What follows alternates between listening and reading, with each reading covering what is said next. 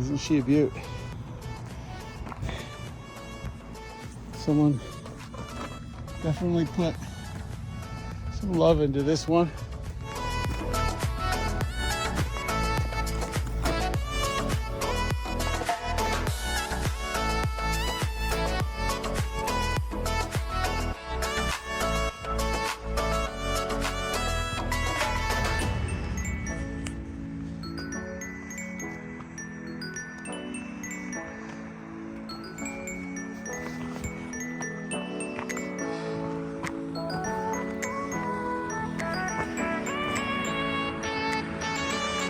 Thank you for hanging out with us today at Brains World to check out my restoration projects.